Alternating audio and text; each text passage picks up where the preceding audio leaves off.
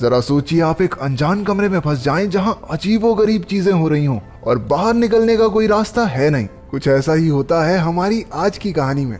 कहानी की शुरुआत में हम एक बड़ा सा सफेद कमरा देखते हैं जिसमें एक जापानी आदमी लेटा हुआ था। अचानक से जब उसकी आंख खुली तो खुद को इस बड़े से खाली कमरे में देखकर वो थोड़ा घबरा गया। कुछ देर बाद वो इधर उधर देखने लगा। जब वो एक दीवार के पास गया तो उसने देखा कि दीवार से कुछ बाहर निकला हुआ था। थोड़ी जांच करने के बाद जब उसने उस अजीब सी चीज के सिरे को दबाया तो उसने देखा कि दीवारों से हजारों बेबी एंजल्स बाहर निकलने लगे, पर थोड़ी ही देर में वो सब वापस दीवार के अंदर चले गए।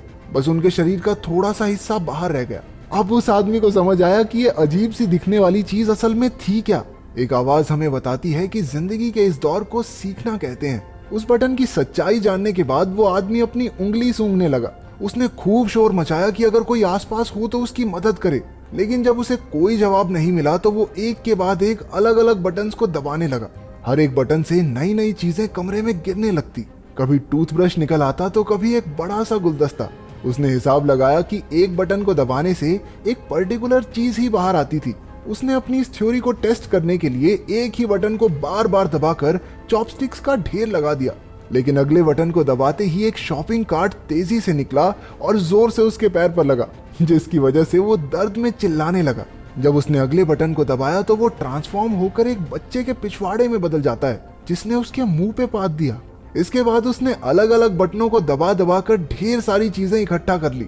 जब वो एक बॉल से खेल रहा था तो वो जाकर एक बटन पर लगी जिससे सुशी नाम की एक लजीज जापानी डिश बाहर आई। वो खुश था क्योंकि उसे वाकई में बहुत भूख लगी थी। वो सोच रहा था कि सुशी के साथ साथ सोया सॉस भी मिल जाए तो मजा आ जाएगा, पर उसके बार बार बटन दबाने के बाद भी हर बार सिर्फ सुशी ही निकलती, तो वो चुपचाप जो मिला है खाने लगा। खाना खत्म हो जाने के बाद जब उसने और मंगवाने के लिए फिर से बटन दबाया तो अब की बार सोया सॉस की एक बोतल उसके सामने आ गई। उसने गुस्से में बोतल को दूर फेंक दिया कि जब जरूरत थी तब तो आई नहीं। हाँ, अगला बटन दबाने पर उसे 3D चश्मे मिले। चश्मे पहनकर उसे एक बेबी एंजल अपने बटन की तरफ इशारा करता हुआ दिखने लगा। ये देखकर वो बहुत खुश हो गया क्योंकि उसे लगा कि मैंने तो कमरे का रहस्य सुलझा लिया है। लेकिन बटन दबाने पर एक काउंटडाउन शुरू हो गया जिसके आखिर में दीवार से एक बहुत बड़ा पिछवाड़ा बाहर आया और उसने उसके मुंह पे पात दिया। थोड़े और बटन्स दबाने के बाद उसे एक किताब मिली जो उसे काफी मजेदार लगी। कुछ घंटों में उसने उसके 5 पार्ट पढ़ डाले, लेकिन जब उसने छठी किताब पढ़ने के लिए बटन दबाया तो 7वीं किताब बाहर आई। परेशान होकर उसने दूसरा बटन दबाया, लेकिन उसमें से भी 8वीं और 9वीं किताब ही निकली। किताब की चाह में उसने एक और बटन को दबाया, तभी उसे अपने पीछे एक दरवाजा दिखाई पड़ा। वो उसे देखकर बड़ा खुश हुआ कि आखिरकार अब वो बाहर निकल सकता है, लेकिन अपनी इसी एक्साइटमेंट में वो यही भूल गया कि आखिर वो बटन था कौन सा। तो वो ऐसे ही कोई भी बटन दबाने लगा। पहला बटन दबाने से एक अफ्रीकन आदमी एक दीवार से दूसरी की तरफ भागते हुए गया। दूसरे वाले से उसके सर पर पानी गिरने लगा, लेकिन आखिरकार तीसरी बार में दरवाजा खुल गया। पर वो जैसे ही बटन को छोड़कर उस दरवाजे की तरफ जाने लगता, वो दरवाजा बंद हो जाता। कुछ देर ट्राई करने के बाद वो समझ गया कि जब तक बटन दबा रहेगा तभी तक दरवाजा खुला रहेगा।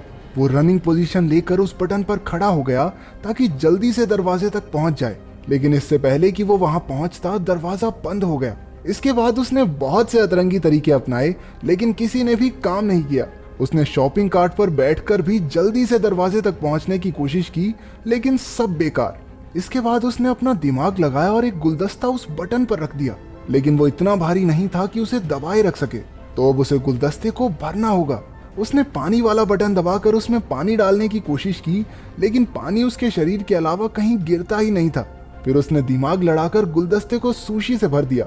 वो बड़ी मुश्किल से उसे वहां लेकर गया, लेकिन उसने गलती से वो गुलदस्ता एक दूसरे बटन पर रख दिया, जिसके बाद वो अफ्रीकन आदमी भागता हुआ आया और उससे टकराने की वजह से गुलदस्ता भी टूट गया। वो गुस्से और फ्रस्ट्रेशन में चिल्लाने लगा। उसने कुछ और छोटे मोटे पैंतरे लगाए, लेकिन दरवाजा हर बार उसके पहुंचने से पहले ही बंद हो जाता। फिर गलती से एक बटन दबाने पर एक रस्सी नीचे आई।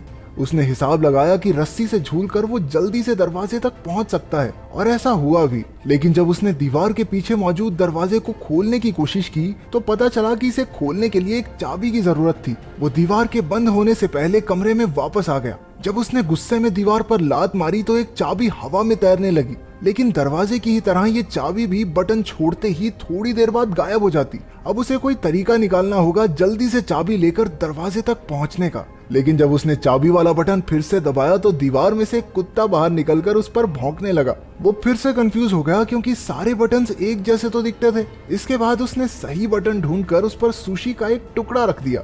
एक दो बार फेल होने के बाद आखिरकार वो चाबी लेकर दरवाजे तक पहुंच ही गया। लेकिन अभी मुसीबत खत्म नहीं हुई थी। दरवाजे के ऊपर की तरफ एक नंबर वाला लॉक भी था। वो जल्दी से कमरे की तरफ गया, लेकिन बाहर निकलते हुए फिर से दीवार जोर से उसके पिछवाड़े पर लगी। उसने फ्रस्ट्रेशन में प्लंजर दूसरी तरफ फेंका और उसके एक बटन पर लगने से वो अफ्रीकन आदमी फिर से बाहर आया। लेकिन अब की बार उसने नोटिस किया कि उस अफ्रीकन आदमी के सर पर 3 नंबर लिखे हुए थे और शायद उसी नंबर से वो ताला खुलेगा। क्योंकि दीवार बार बार बंद हो जाती थी तो उसने 3 बार में वो ताला भी खोल दिया। दरवाजा थोड़ा जाम सा लग रहा था तो उसे थोड़ी एक्स्ट्रा जान लगानी पड़ी और इतने में दीवार भी वापस नीचे चली गई। वहां पर इतनी जगह थी ही नहीं कि वो दरवाजे को पूरा खोल सके। वो हताश हो गया और वहीं बैठकर रोने लगा। उसे कमरे के अंदर का समय याद आ रहा था। उसे एहसास हुआ कि कमरे में उसके पास कितना कुछ था। हाँ, वो बाहर नहीं जा सकता था, लेकिन जो चीजें उसके पास थी उसने समय रहते उनकी कदर नहीं की।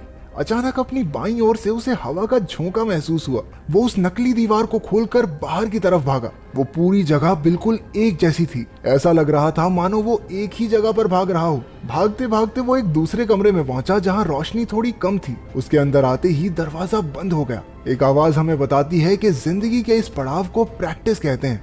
उधर मेक्सिको के एक शहर में एक छोटे बच्चे एंटोनियो का परिवार काफी परेशान था। उसके पिता एस्कारगॉट मैन नाम के एक रेसलर हैं। आज उसका एक मैच है जिसकी वजह से वो काफी अजीब सा व्यवहार कर रहा था। उसकी पत्नी सोच रही थी कि क्योंकि उसका विरोधी काफी जवान है इसलिए वो थोड़ा डरा हुआ होगा। लेकिन एंटोनियो के दादा ने कहा, तुम लोग देखना, एक्सपीरियंस के सामने जवानी का जोश ठंडा पड़ जाएगा। हाँ। इसके बाद एस्कारगॉट मैन जल्दी से स्टेडियम पहुंचकर तैयार हो गया और मैच से पहले भगवान का ध्यान किया। उधर स्कूल में बच्चे एंटोनियो का मजाक उड़ा रहे थे क्योंकि वो सच में मान रहा था कि उसके पापा जीत जाएंगे।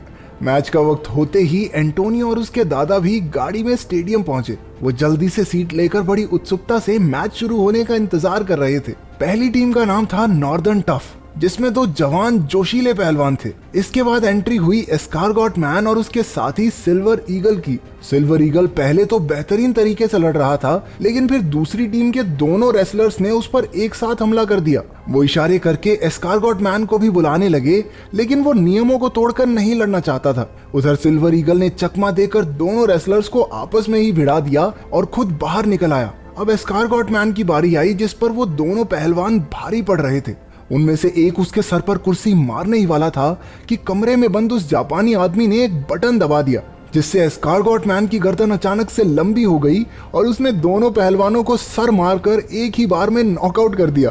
लेकिन उधर कमरे में तो कुछ भी नहीं हुआ, इसलिए वो बार बार उसी बटन को दबाने लगा। इसी चक्कर में एस्कारगॉट मैन ने अपने साथी सिल्वर ईगल, रेफरी और अपने बेटे एंटोनियो तक को सर मार के नॉकआउट कर दिया। इसके बाद वो पागलों की तरह अपने सर से घंटी बजाने लगा। कमरे में उस आदमी ने अलग अलग बटन्स दबाने शुरू कर दिए। किसी बटन से एक सिंगर के मुंह से गाते हुए आग निकलने लगी तो किसी बटन से रशिया के एक जादूगर का जादू फेल हो गया। तीसरा बटन दबाने पर चाइना में एक आदमी अपने ही कुत्तों पर भौंकने लगा। उस आदमी ने देखा कि पिछले कमरे की तरह इस कमरे में छत नहीं थी, बल्कि ऊपर से रोशनी आ रही थी जिसमें एंजल्स उड़ रहे थे। इस बार उसके दिमाग में बहुत अलग चीज आई। उसने बटन्स को दबाने की बजाय उन्हें पकड़कर ऊपर चढ़ना शुरू कर दिया। वो कामयाब रहा और हर बटन के दबने से दुनिया के अलग अलग कोनों में कमाल की चीजें होने लगी। कहीं फूल खिलते तो कहीं कोई हाथी फिसल जाता। जैसे जैसे वो ऊपर जाता गया तो कहीं टोस्ट बनने लगे तो कहीं इंसान चांद तक पहुंच गए। जब तक वो ऊपर पहुंचा उसकी दाढ़ी और बाल बहुत बढ़ चुके थे। अब उसे दीवार पकड़ने की जरूरत नहीं थी, वो भी बाकी एंजल्स की तरह हवा में उड़ता जा रहा था। एक आवाज हमें बताती है कि उसने अब भगवान का दर्जा पा लिया है और अब पूरी दुनिया उसके हिसाब से चलेगी। आखिर तक आते आते उसके चारों ओर सफेद पंख उड़ने लगे जो उसे आखिरी कमरे तक ले गए। इस कमरे की दीवार पर पूरी धरती का नक्शा बना था और वहां अब तक का सबसे बड़ा बटन भी मौजूद था। वो उसे दबाने के लिए आगे बढ़ा और स्क्रीन काली हो गई। तो अगर तुम एक दिन के लिए भगवान बनकर इस धरती पर कुछ भी बदल सको तो क्या करोगे इस ताकत से? कमेंट्स में जरूर बताना।